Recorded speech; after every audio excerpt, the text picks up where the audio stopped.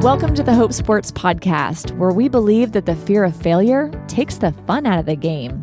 Living with purpose puts the joy back in your dreams and gives you the freedom to be your best. I'm your host, Olympic gold medalist Laura Wilkinson.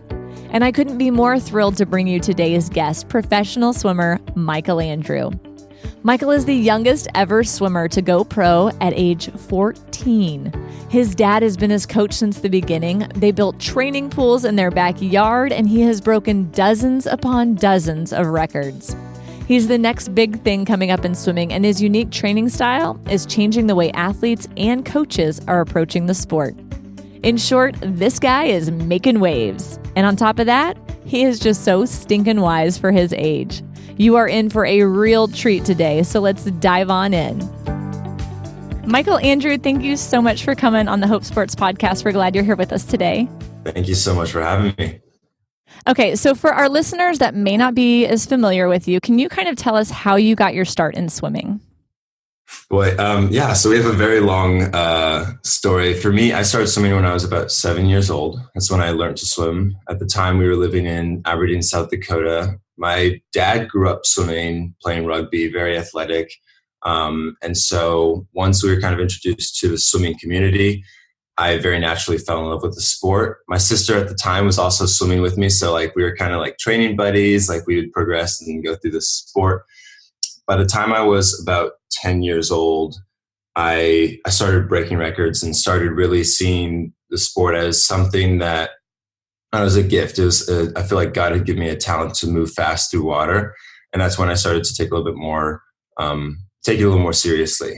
But that's kind of where the journey started. And I mean, it's come a long ways. It's been a crazy, crazy journey, but swimming's one of those things that I couldn't see myself living without, kind of. Well, so has your dad always been your coach, or did you just start on a local club, or how did that come about? Yeah, so the first season, I guess, of my swimming career, I was 8 years old. We were swimming on a local club, Aberdeen Swim Club, I believe it was, ASC.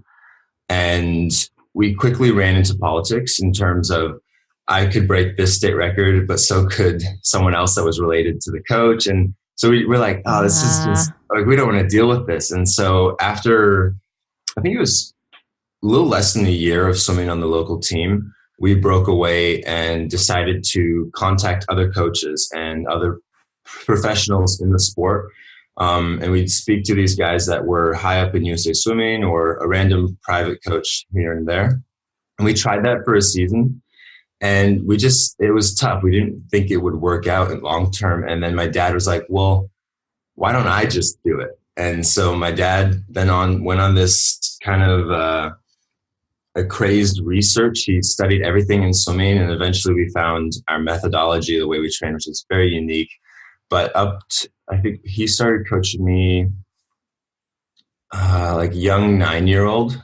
And then by the time I was 10, that's when I started breaking records. So it seemed to work at the time. Well, if it works, right, go with it. Absolutely. Well, and you guys built a 2-lane indoor pool in your backyard. I mean, was that, just tell me how that came to be, because not everybody has a pool, let alone an indoor pool in their backyard.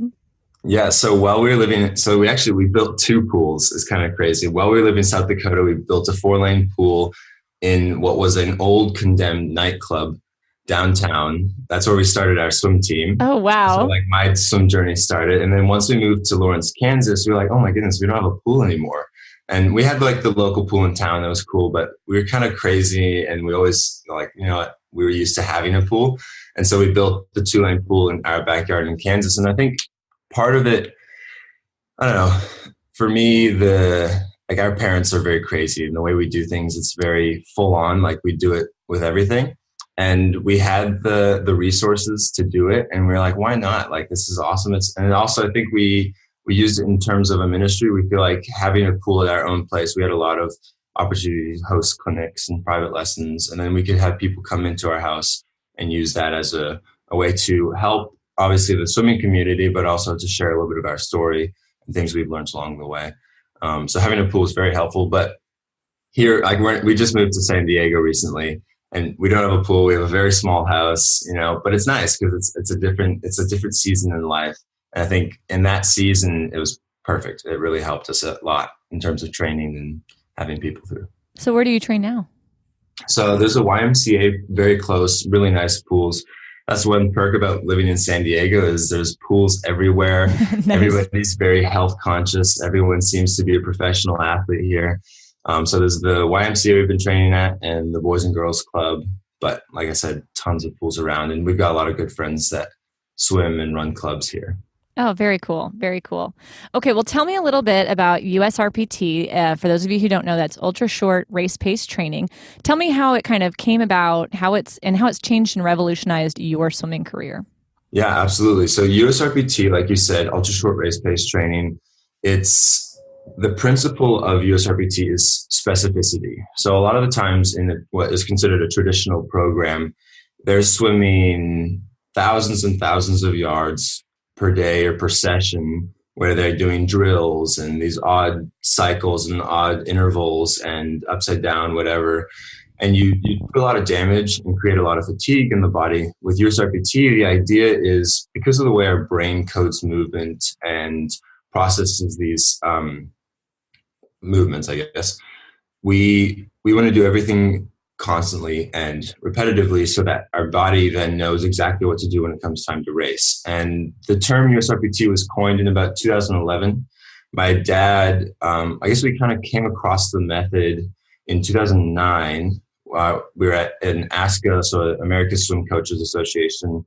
They were honoring Dr. Carlisle, and Dr. Carlisle, one of his, I guess, who would it be? Someone that was kind of underneath his wing, Dr. Brent Russell was the scientist who had come up with the science and the methodology of USRPT. After that, we decided to go and meet him, become good friends with him. And we're like, this is going to be what gets me to where I want to go in the future. And so we started working alongside him, and that's obviously how USRPT kind of grew. And now it's been incredible. We see a lot of teams, a lot of clubs, a lot of international teams starting to implement USRPT. And obviously it has to do with results because, we're a very results driven world. And so people have seen that I can achieve one thing by doing something different than the norm. And it's been amazing. It's been an awesome journey. I feel like that's part of our higher calling and purpose towards the swimming community is, being able to change the perspectives on how things need to be done. That's awesome. Very awesome. Now, to top that, at 14 years old, you signed an endorsement deal. This is working obviously very well. And that made you the youngest swimmer in U.S. history to turn professional. Did that change anything for you as far as how you approach training, your meets, how you just felt about things in general? Yeah, it changed a lot. In the beginning, it was not a good change. So for me, when I first signed to be a professional athlete, I obviously had to give up a lot of things. So I had to give up high school swimming and NCAA eligibility, which for me was actually easy. I knew I didn't want to swim in a university because the way they did things was very different. And often the athlete was kind of ruined. But what was tough was I didn't know really where I found my value or where I found my worth. And I think a lot of it was because I so badly wanted to impress. I wanted to please, break records. I wanted to be the guy in the spotlight. And what I realized and what my family realized pretty quickly on was as I showed up to race, because I now was sponsored and I had something to prove, I was so afraid to fail that I'd show up just sick. I'd get nauseous. I'd be afraid of the next kid, a kid that I could easily beat. But I was so afraid of losing something that I had now, earned. And then luckily, or very, I guess, God willing, God blessing, it was a blessing. But we had spiritual mentors and friends throughout the sport. Dr. Ashley Null, who's a close guy. Josh Davis, who's pretty high up in the sport now, Olympian from 96, I believe. They had invited me to what was a Bible retreat in Texas, Lady Lodge, I believe, where I then for the first time learned how to not have a performance-based identity, but have a purpose-based identity and to find my worth in my relationship with Christ. And that, it didn't change everything immediately, for sure. Like I feel like even today, it's still a constant learning process, but it gave me a lot of freedom to show up and race, knowing that regardless of what happens here, I'm still loved by my family, my parents, my friends. Like, I'm not defined by what happens in the pool. Obviously, it's awesome if I do well, but it ultimately doesn't earn me anything in heaven. Like this, like life's so short. So it helped a lot. And that's why I'm so grateful for going pro so young, because I'm 19 now, and I feel like I've lived a full life. Like I've been able to learn so many things that kids my age will maybe not ever get to experience. And I think that's awesome, but that gives me an opportunity now to feed that back into others' lives. I love it. I love it. Well, so I have to ask you kind of along those lines. I mean, you've been very kind of against the grain, so to speak, on several levels in swimming. I mean, you're homeschooled, you do this kind of controversial training technique that, like you said, most people don't do. And then you went pro at barely 13 or 14. I mean, was there like a backlash? Was there a grumbling from people? Did you hear it? Were you aloof to it? Did it affect you? How did that kind of play out?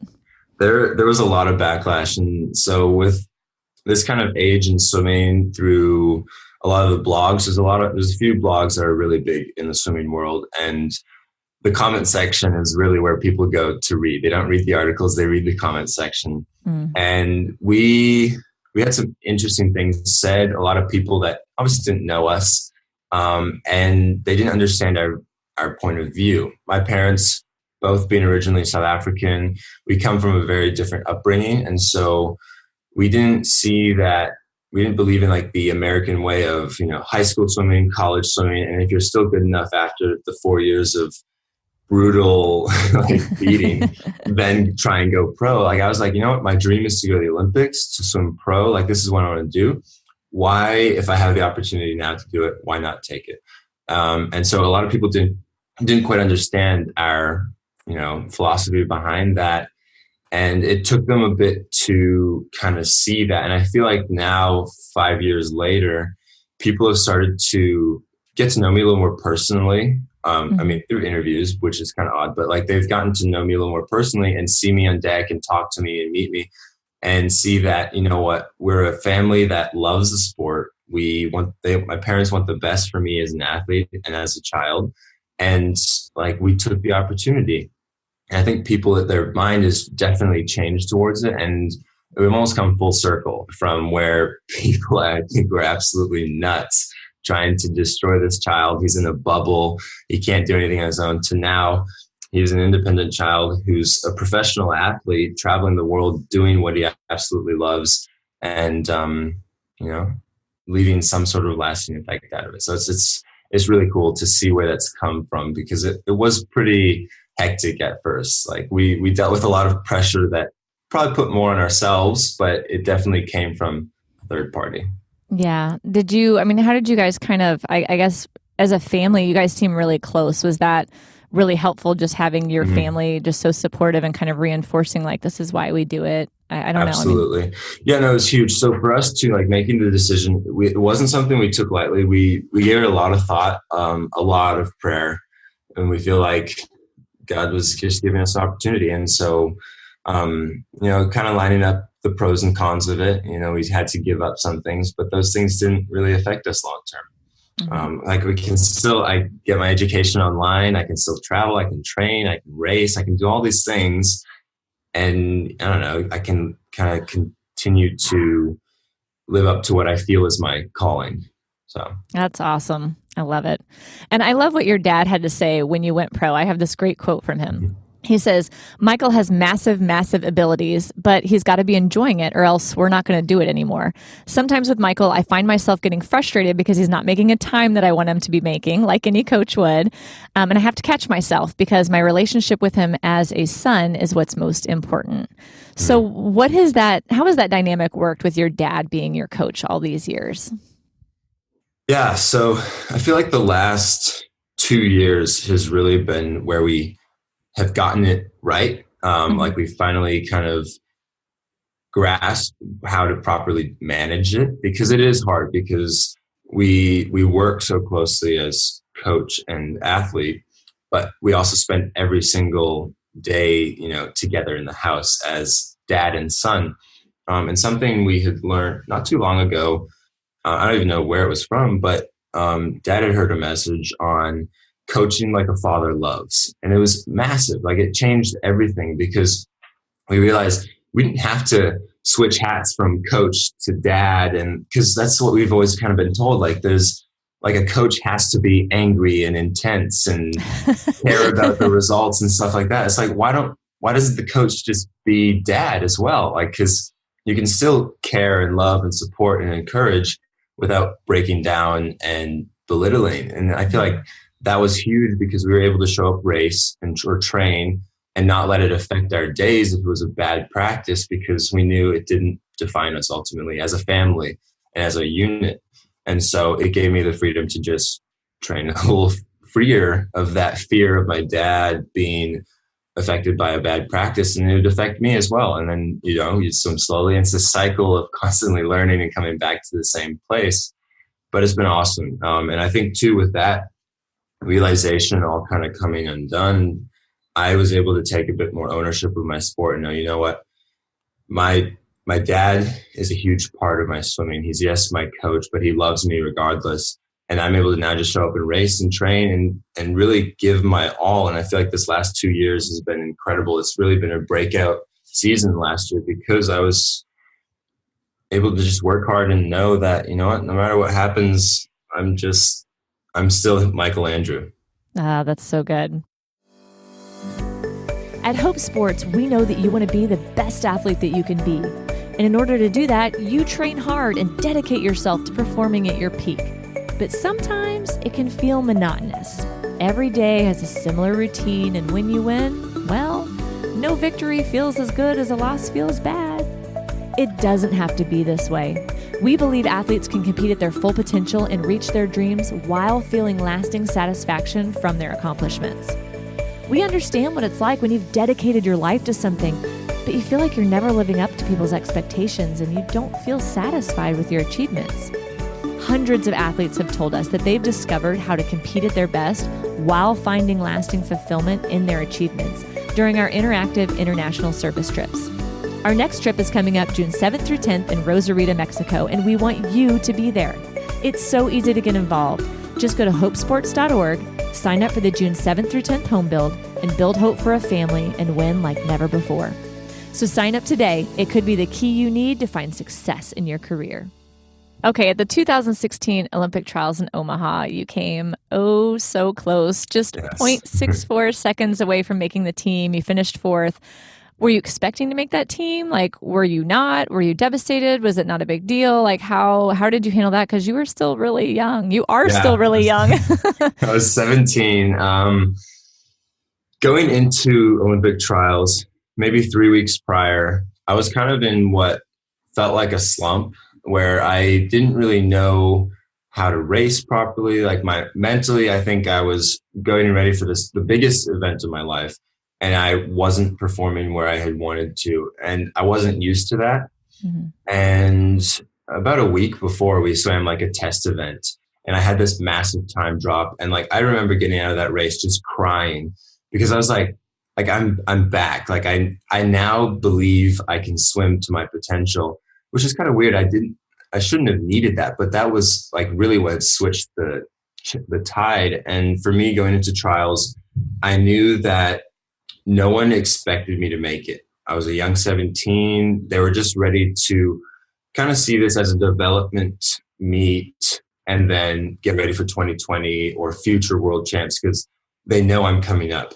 And for me, I had a bit of that same in my head. It's like, you know what? No one really thinks I'm going to make it, but that's awesome because that makes me the underdog. Mm-hmm. So I can now just go out and show how awesome I am in the pool. And I did that. And I was, I believe, the only athlete to get faster from prelims to semifinals to finals. Oh, cool. I had an incredible meet. Like I ended up making it to the world champ team through that for later in the year in December, which was a big meet for me. But, you know, going into trials, it was the same thing that I had to wrestle with in terms of knowing, you know what, if I race hard and well here and I still don't make it, yes, I'll be upset. And I cried afterwards. I was stoked for my friend that had made the team prior, like just the heat before me. But I was upset that I didn't make it because I still worked for that, Sure. And at the same time, I was able to look back and be like, you know what, this is awesome. I'm here on what's the biggest stage of my life, swimming in front of like 20,000 people live. That's so cool. I swam my best time. I broke a world junior record. Like what? I shouldn't be unhappy. And I let this kind of fuel the flame for the next 4 years. And no, it was an awesome experience. And I think having that mental fortitude and that perspective changed and not being defined by the sport gave me the ability to not be crushed by it. Because a lot of athletes do show up to Olympic trials having trained 4 years for this 50 seconds that ends up defining their entire career. And to me, that sounds very scary. Like I couldn't imagine living off of that one moment because you really can't control the outcome. Mm-hmm. Yeah, it's kind of tough to live in a world where we work so hard for an outcome that we can't actually control. Oh, so well said. Yeah, exactly. I mean, but we do, right? It's this big struggle in sports. I totally agree. Because I just missed out in '96. I just missed making my first Olympic trials because I had won this prelim meet and at our last nationals to qualify, and then I was nervous because I won, and then I biffed the finals and I missed it by like a point and a half or something. But I let that be my fire for the next 4 years, just like you're talking about. And then I came back and not only made the Olympic team, but won the Olympics the next time. So awesome. So I totally understand what you're talking about there. So last year, 2018, you won your first national title in the 50 butterfly, topping American record holder Caleb Dressel by 400ths of a second. But then it was like once you broke through, nothing could stop you. You also picked up the 50 breaststroke title with a U.S. Open record, the 50 freestyle gold with a personal best, and then the 100 breaststroke. I mean, what was this just kind of a culmination of all the work and all the training you guys had done, or was this some of the breakthrough you had been talking about? Like how did it all just happen all of a sudden? How did it come together so well? Yeah, it's kind of interesting because I don't really know. Like, obviously, something that I can't like put in. Like, this is exactly what it was. Like you said, it was a culmination of things. There were a lot of things that I had been learning and dealing with going into it, and I feel like it all kind of came together at like the right moment. And for me, after that 50 fly, I knew. Actually, no, it was after the 100 freestyle the first day. So the 100 freestyle is a race that I don't really swim often. It's a race I don't really enjoy. And I ended up dropping like 0.2 of a second. So not a lot of time. My freestyle is not like my 100 freestyle is not really where it should be in terms of like the rest of my events. And we all have a kryptonite. It's okay. Exactly. So I swam like a 49.6. So for me was a really great time. And I knew that after that swim, I got out of the pool and I told my dad, this is going to be the best meet of my life. Just watch. And we went into it day after day after day, and it was just getting better and better and better. And I think a lot of what kind of changed after that race was I had that confidence knowing, okay, I am the most prepared physically, most prepared mentally. Now all I need to do is show up and let the results be what they may. And it was one of those meets that those were all God's swims, really. Like, I feel like I felt like the Holy Spirit was in the water with me racing. And that was something I prayed before all my races, like, Lord, show up in the water, help me to feel your peace, presence, purpose, and power in this race. And he was faithful. And it doesn't happen like that every time. It happens in different ways, but I feel like I had, for the first time, put in the work to stand up in the blocks knowing I'm capable. And I feel like God had rewarded me for that. Not that he rewards you for being a good person or anything like that, but it's just one of those things that everything kind of came together at the right time. This might be kind of a random question, but sometimes when I've had moments like that where I stand up to do some dives and you just know, kind of like you said, Dad, just watch this. Like, I know what's going to happen. And you do this amazing thing. Does it kind of feel almost like an act of worship? Like, if you're singing this song to God and you just really like feel his presence, like, does that kind of what it felt like a little bit? Absolutely. 100%. And this is something I learned not too long ago was like with training, don't see it as a grind or a breaking down of the body, but more an act of worship, because it's something that should bring you joy. Like if you're going to be putting so many hours into a sport, you should enjoy it. And God gives us sport for us to be happy. Like he knows it's a source of enjoyment. I don't know if you've read Dr. Ashley Null's book, Real Joy, but an amazing book. You should read it. I could probably send you a book. But the idea is that we have sport not for accolades and this and that, but God gives it to us because we enjoy it and he wants to see us happy. And so for me, when I'm training, like if I can change that to a source of worship, it makes it that much easier to grind, you know? So it's interesting. Yeah. So good. We're actually going to interview Dr. Knoll here in a few weeks. So he's on the roster too. So this will be great to follow up with this. That'll be perfect. Okay, so you also last year won at the 2018 Pan Pacs, the men's 50 free. That was your first major, individual international title, right? So what was that experience like? Yeah. For me, it was awesome. Going into it, it was another thing where like after nationals, I knew I was going to do it. I just had to step on the blocks and not fall over. But it was, like I've had a lot of, for me, it helped because I had a lot of experience beforehand with short course worlds, lots of nationals, lots of World Cup racing. Like, so all the guys I was racing, I knew them well and I wasn't afraid of them. I wasn't afraid to step up and be my own and race. And, like I said, after nationals, I was just on fire. Like I was going from one thing to the next. And it was one of those races where I stood up and just did what I had prepared to do and it all worked out. So it was an awesome opportunity. And I really loved it. And for me too, it almost felt like I was like a home crowd in a sense, because we were in Tokyo. Like I had raced in Tokyo. Was it in the Olympic pool? No. So the Olympic pool is actually being built like half a mile away from us. So every time we drove to the Tatsumi Aquatic Center, we would pass the Olympic pool and we'd see it. I was like, okay, this is awesome. Like I will be here in 2 years and this is kind of setting the stage for something.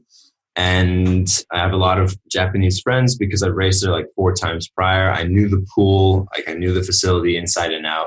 So I was comfortable. And I think that helped a ton. Mm-hmm. But it was just another one of those events where I was able to just race free. Oh, that's cool. Now you made a vlog about it too, didn't you? Mm-hmm. I believe so. Yes. Well, tell me about your vlogs on YouTube, because I was telling you earlier, my husband and I were watching them the other day and we just couldn't stop. We just kept, look at that one. No, go look at this one. Look at that. Like they're so fun. Like tell me how that kind of started and how you even have time to do that. Yeah, the time's the hardest part. So I think it started in 2016 actually. So 2016, I went to Short Course World Champs and we were racing in Windsor. And I don't know what really made me do it. I think maybe I'd seen some other athletes who vlogged, or I just felt like there really wasn't a swimmer vlogger that kind of showed the ins and outs of swimming. Mm-hmm. And so I decided to vlog every single day of World Champs. And this was my first World Champs, which I thought was kind of like, now that I look back at it, I was like, well, that's kind of nuts. Like, why would you do World Champs? Because like right now, like I don't like vlogging at swim meets because it's really like it takes a lot of energy and like focus away from the actual being focused in the swimming. Mm-hmm. But I vlogged every day. I edited a vlog, like a 10-minute vlog every day of the meet. Wow. And I ended up winning the 100 IM there, which was my first like world champ gold. And I think it was so cool because people were able to just kind of follow along and see day by day, like the journey, the behind the scenes. And so after that, I ended up kind of just stopping for a while because I felt like I didn't have anything exciting to vlog because I started at a world championships. And then I realized like because of swimming and I have a nice following of swimmers that like to see what I do, and vlogging was the perfect opportunity for me to give them an inside scoop to what goes on in the life of a professional swimmer. And I think that was a cool opportunity. And too, personally, like I love film, I love photography, I love the tech, I love being able to show and tell a story through it. And so it kind of clicked. I feel like there's so much more in store. Like this year is going to be really big for the vlog. I have some cool ideas, and also being here in California, there's so many things to do. Like in Kansas, you can't just go out and go for a surf.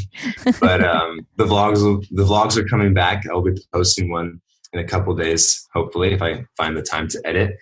And that was the tough thing is just making sure I'm intentional about editing and that I'm editing something that I want to put out. Because I think a lot of times vloggers and YouTubers or content creators or whatever, they get so focused on trying to get views and to please the people that they're posting it out, and they lose sight of doing it for themselves. And I think for me, the short break I've taken from vlogging since the past World Cup has kind of showed me I should just make stuff that I want to make and that I enjoy making, and people will in return enjoy it because it'll be natural, authentic. Like I just want to be able to give something that is real. Oh, that's awesome. Well, I thoroughly enjoy it. Thank you. Now, okay, you talk very openly with us about how swimming doesn't define you. But when you are homeschooled, you swim and compete like full time. You make a living from it. Your dad is your coach. I think your mom has even acted as your agent, right? Like your sister swam. Like, how do you not let it define you? Like, how do you not get consumed by it?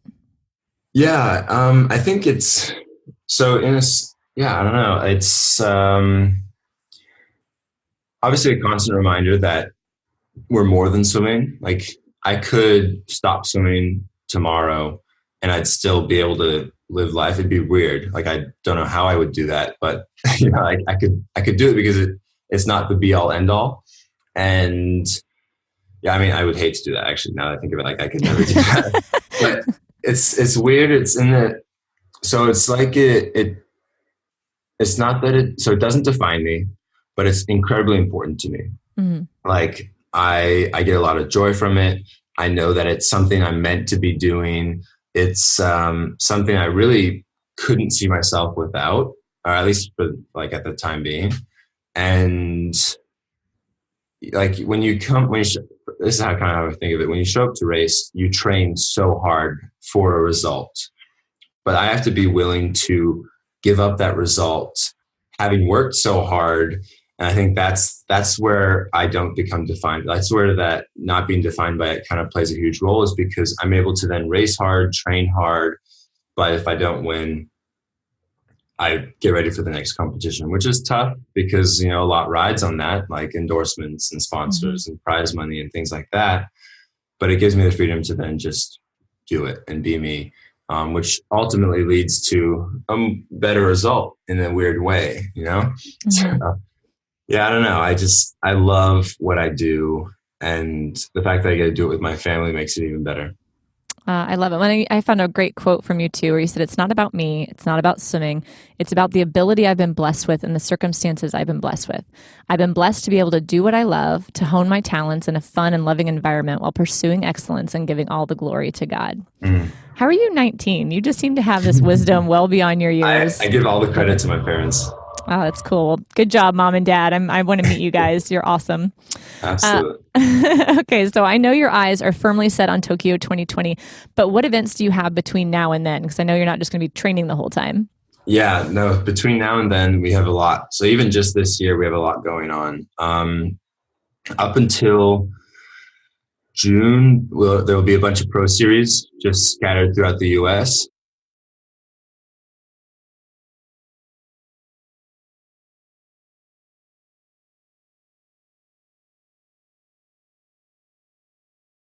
There's a competition in June called the Mare Nostrum, which is a tour through, we race in France, Barcelona, and then Monaco. And on the last day, you get to have dinner with the Prince and Princess of Monaco, which is super cool. So I went to this. Serious? Yeah. So I went to this last year. So the Princess of Monaco, she actually used to swim.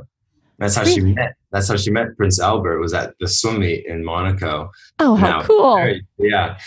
So she puts a function on for all the swimmers. And then after that, I actually go to Singapore for a training camp with Team USA as we lead into long course world championships. And that's the focus. That's like the big one for this year.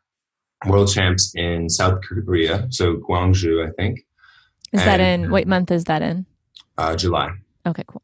Yeah. So we'll go to Gwangju in July, race, world champs.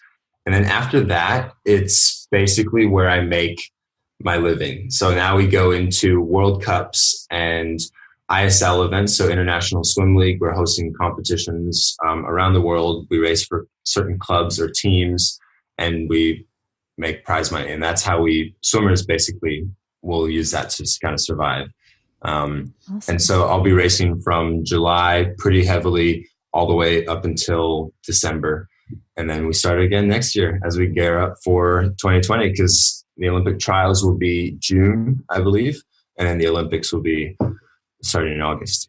Awesome. Yeah. Well, okay. Well, where can we continue to follow you online? Like, give us your YouTube, your website, all your handles, absolutely. everywhere we can follow you to like cheer you on and continue to be inspired by you. Thank you. Yeah. So my Instagram and Twitter is just Swimmer Michael. It's kind of funny. We've been speaking so much about not being defined by your sport, although my handle is Swimmer Michael. So Swimmer Michael, Instagram, Twitter, YouTube is just Michael Andrew, just my name. Website, I think, is just Michael Andrew or Swimmer Michael, something like that. But we can... We'll make sure to link to it in the show notes just so they can find you. Yeah. I appreciate it. Michael, thank you so much for coming on, for inspiring and encouraging us, and just for being you. I mean, I can't imagine all the things you've done at 19, and you're so well-spoken. You can articulate your wisdom so well. I'm in awe of you, and you have a brand new fan over here. Thank you so much. I appreciate it. Isn't he such an incredible guy?